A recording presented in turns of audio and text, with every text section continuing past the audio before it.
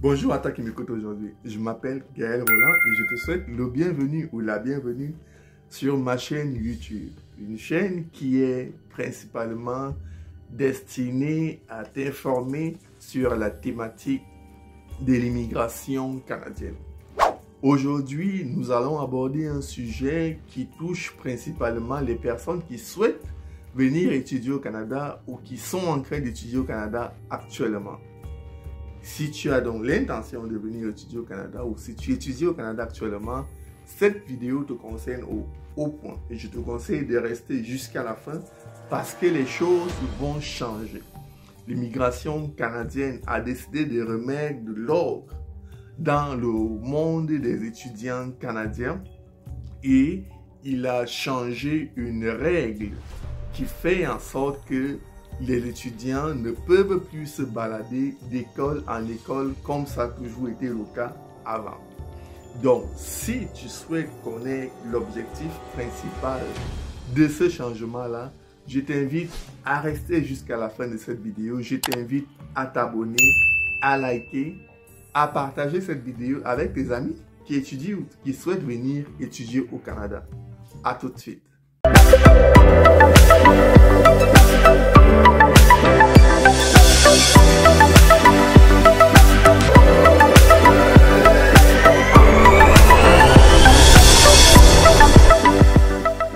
Chers auditeurs, comme je le dis souvent, ma chaîne est basée sur l'information qui se trouve sur le site de IRCC. Je ne sors jamais mon information du chapeau ou de mon imagination.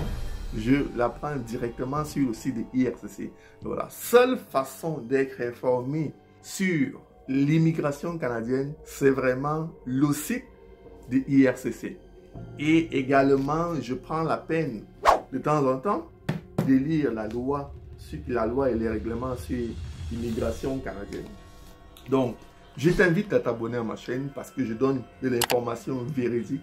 Je t'invite à partager, à liker avec tes amis qui souhaitent immigrer au Canada ou qui vivent déjà au Canada. J'ai également décidé de promouvoir les activités entrepreneuriales de certains nouveaux arrivants au Canada.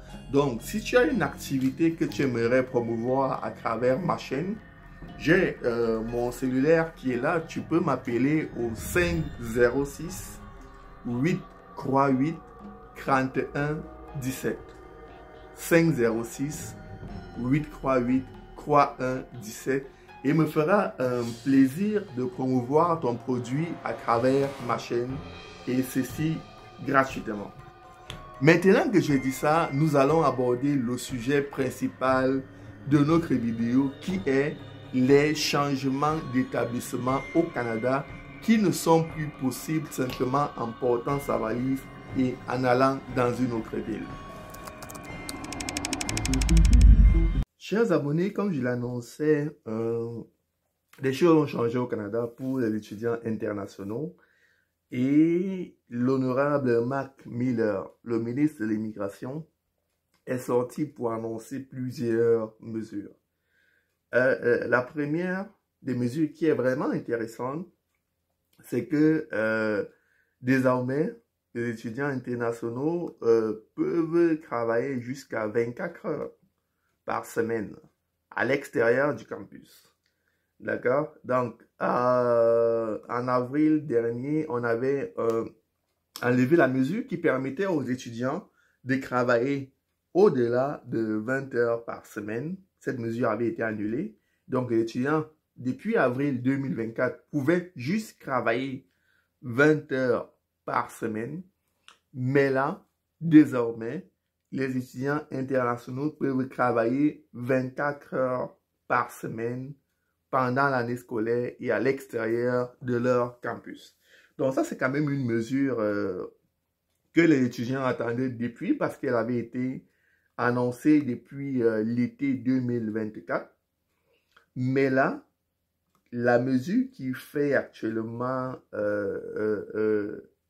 boom, qui inquiète beaucoup d'étudiants au Canada et qui fait en sorte que beaucoup d'étudiants s'interrogent sur leur avenir au Canada, c'est celle-ci. Le même jour que l'honorable Mac Miller a annoncé que l'étudiant pouvait travailler 24 heures par semaine. Beaucoup d'étudiants étaient contents. Par contre, certains étudiants étaient inquiets parce qu'il a également annoncé qu'à l'avenir, les étudiants étrangers devront demander et obtenir un nouveau permis d'études avant d'échanger d'établissement d'enseignement. À l'avenir, les étudiants étrangers devront demander et obtenir, pas seulement demander, il faudra obtenir un nouveau permis d'études avant de changer d'établissement d'enseignement. Pour ceux qui ne comprennent pas ce que ça veut dire, en fait, au Canada, tu pouvais arriver pour étudier à l'Université de Montréal, d'accord, et tu faisais une année à l'Université de Montréal, par exemple en administration des affaires, et après ta première année à l'Université de Montréal, tu constates que non, tu n'aimes pas trop ce programme-là, ou alors ce programme ne correspond pas vraiment à tes ambitions au Canada. À ce moment-là, tu pouvais faire une demande d'admission pour un nouveau établissement, peu importe ta province, et tu pouvais simplement, une fois que tu as obtenu l'admission, tu pouvais simplement prendre tes valises et aller dans ton nouvel établissement. Donc ça fait en sorte que beaucoup d'étudiants arrivaient au Canada pour étudier, par exemple, à l'Université de Québec. Et puis, à un moment donné, ils décidaient que, OK, bah, le programme qu'il fait à l'Université de Québec, ce n'est pas vraiment un programme intéressant. Il n'y a pas de débouchés au Canada. Là, je décide d'aller étudier au Collège communautaire du Nouveau-Brunswick parce que là-bas, il y a des programmes super, super intéressants. Ce sont des formations professionnelles. Ce sont des formations qui sont destinées aux besoins du marché de l'emploi du Nouveau-Brunswick. Donc, je vais aller étudier au Collège communautaire du Nouveau-Brunswick. Voilà comment les étudiants prenaient leurs décisions. Une fois qu'ils avaient obtenu l'admission de la nouvelle école, ils prenaient simplement leurs affaires et ils partaient déposer leurs valises dans leur nouvelle ville et commencer les cours dans leur nouvel établissement. Mais l'immigration au Canada a dit non, stop. Ce n'est plus comme ça que ça va désormais fonctionner. Désormais, tu es à Abidjan, tu fais ta demande de permis d'études pour aller étudier au collège La Salle à Ottawa. Et à un moment donné, le programme que tu fais au collège La Salle à Ottawa n'est pas vraiment intéressant, ça n'a pas de débouché et tu décides d'aller étudier à l'île du Prince-Édouard, par exemple. À ce moment-là, tu devras, avant de quitter ton école actuelle, tu devras demander un nouveau permis d'études et tu devras l'obtenir. Tu devras l'obtenir avant de déposer tes valises dans ta nouvelle école. D'accord? Et lorsque le gouvernement l'a annoncé, ils ont dit à l'avenir. Cet avenir-là, il est déjà là. Il est déjà là parce que ils ont donné une date, d'accord, pour changer d'établissement désormais. À partir du 8 novembre, vous devez être inscrit dans un établissement désigné, d'accord? Et donc, vous devez faire une nouvelle demande de permis avant de changer d'établissement. Et ici, ça l'indique ici, si vous allez sur le site de IRCC, ce que je suis en train de vous présenter, c'est sur le site de IRCC. D'accord? Si vous passez des études postsecondaires aux études secondaires, si vous passez d'un niveau postsecondaire à l'autre, au même EED, donc ça ici, c'est pas grave. Si vous changez de EED, l'EED, ça veut dire établissement désigné du Canada, d'accord? Vous devez présenter une nouvelle demande de permis d'études en suivant les étapes ci-dessous, si vous changez de EED, d'accord? Donc, ça a commencé le 8 novembre 2024. Donc, si tu changes d'école en janvier, ceci te concerne au point, d'accord? Pour ceux qui ne sont pas abonnés à ma chaîne, je les invite encore à le faire. Je les invite à partager, à liker la vidéo et surtout à envoyer cette vidéo-là à leurs amis qui comptent changer d'établissement en janvier 2025. D'accord? Parce qu'il va falloir qu'ils fassent une nouvelle demande de permis d'études. L'autre phénomène qui s'était développé, c'est que les étudiants faisaient une demande de permis d'études, par exemple, étant au Burkina Faso, ils faisaient une demande de permis d'études pour l'université de Laval, d'accord? Ils faisaient leur demande de permis d'études, ils arrivaient à l'université de Laval, ils arrivaient à Laval et puis ils décidaient, étant donné que l'université c'est cher, ça c'est clair, l'université au Canada ça coûte plus cher que les collèges ou les cégeps. J'ai fait une vidéo là-dessus, si ça vous intéresse, sur le choix d'établissement, vous pouvez aller regarder. Donc les coûts universitaires, les coûts de scolarité à l'université sont toujours plus chers que dans les collèges ou dans les cégeps. Donc, les étudiants faisaient leur demande d'admission pour l'université, mais une fois arrivés au Canada, ils allaient dans les cégeps. Déjà, le Québec avait déjà constaté ça, donc le Québec avait exigé un changement de CAQ. Lorsque tu quittes l'université pour aller au cégep, tu devais changer le CAQ. Mais dans le reste du Canada, il n'y avait pas encore eu de changement.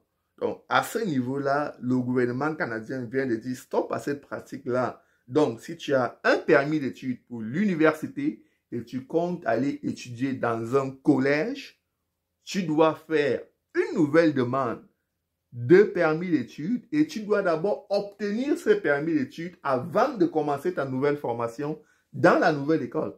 Donc, ceci signifie que tu ne peux pas simplement faire ta demande et aller dans la nouvelle école. Non, tu dois faire la demande et obtenir le nouveau permis avant d'aller dans la nouvelle école. D'accord? Et j'avais déjà pressenti ce changement et c'est pour ça que j'avais fait une vidéo sur le choix du programme. Ça implique que les étudiants doivent bien réfléchir avant de faire leur choix de programme. Parce que, étant donné qu'on ne peut plus se balader simplement d'école en école, tu dois réfléchir à partir de ton pays, quel est le programme que je veux vraiment faire?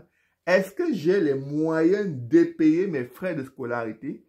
Si je suis dans un programme de 1 an, 2 ans, 3 ans, 4 ans, si je veux faire un bac à l'université, est-ce que j'ai vraiment les moyens? Est-ce que mes parents ont vraiment les moyens de payer les frais de scolarité pour le bac à l'université?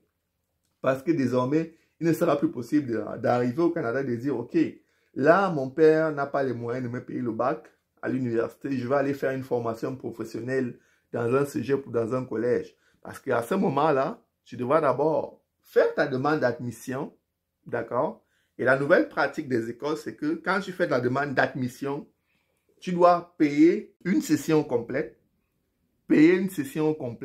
avant qu'ils ne te fournissent la lettre d'admission définitive, qu'ils ne te fournissent la LAP, même si tu es déjà au Canada, c'est un nouveau processus qui te concerne. Donc, va regarder ma vidéo sur comment choisir un programme au Canada et je donne un conseil aux parents parce que je sais que c'est beaucoup de personnes qui viennent au Canada, c'est leurs parents, c'est leurs cousins, c'est leurs tantes qui choisissent leur programme à leur place. Et une fois que l'enfant arrive au Canada, il est coincé parce que ce n'est pas ce qu'il aime. Il constate qu'il n'arrive pas à s'en sortir au niveau des matières parce qu'on lui a choisi un programme en disant « Ok, bah, c'est le bon programme pour pouvoir entrer dans le marché du travail canadien. » Donc, laissez vos enfants, laissez vos frères, laissez vos cousins choisir eux-mêmes leur programme. Même si vous choisissez, vous décidez de conseiller quelqu'un pour choisir le programme, il faut vraiment lui donner tous les tenants et les aboutissants de ce programme dans lequel vous êtes en train de vouloir le mettre. Et il faut que vous appreniez à choisir les programmes en discutant avec la personne concernée. Parce que je connais beaucoup d'étudiants qui arrivent au Canada, mais qui ne sont plus capables de suivre le rythme parce que c'est leur père qui leur a imposé le choix de programme. Sur ce, chers abonnés, la vidéo est terminée. Je t'invite encore à t'abonner, à liker ma chaîne. Je t'invite à me suivre parce que c'est la chaîne de la vérité. Et si jamais tu es un entrepreneur au Canada et tu souhaites promouvoir tes produits à travers ma chaîne, n'hésite pas à m'appeler au 506 838 41 17. 506 838 41 17. Et il me fera un plaisir de promouvoir ton activité ou ton produit à travers ma chaîne, à travers mes vidéos. Sur ce, je vous dis au revoir et à bientôt sur Gaël Roland, Immigration Canada.